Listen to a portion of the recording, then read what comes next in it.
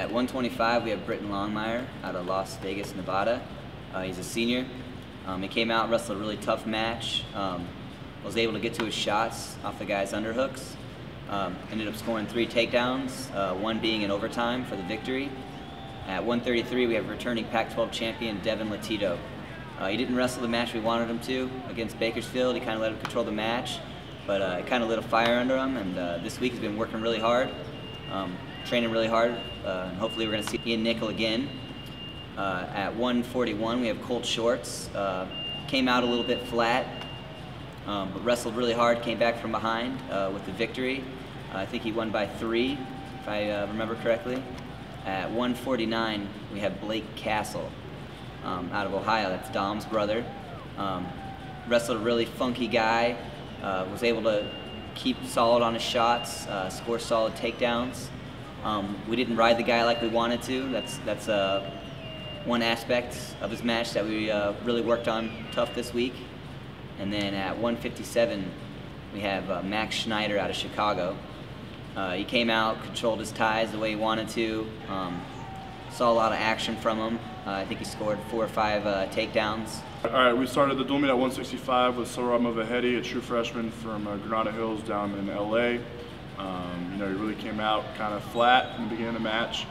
Was down for the majority of the match, but was able to come back and wrestle real hard and get some takedowns in the end and pull the victory out for us. And at 174, we had Dominic Castle. He was returning Pac-12 champion from 2 years ago. He was out for 1 year due to an injury, so he made his way back in really good fashion. He came back and beat the last year returning Pac-12 champion Bryce Hammond, who's also ranked nationally top 10. So for Dom to come back and after almost a year and a half of missing competition, not stepping on the mat and get a win, it's really big. At 184, we have Sean Doherty. He's a 5th year for us, a senior. Sean's a little more unorthodox, probably not your standard stylish of a wrestler. He likes to roll and get in weird positions and has a different feel. With that said, Sean did get the major decision. 197s, we had a true freshman, Nick Johnson from Marietta Valley. Nick lost his debut at Division I wrestling.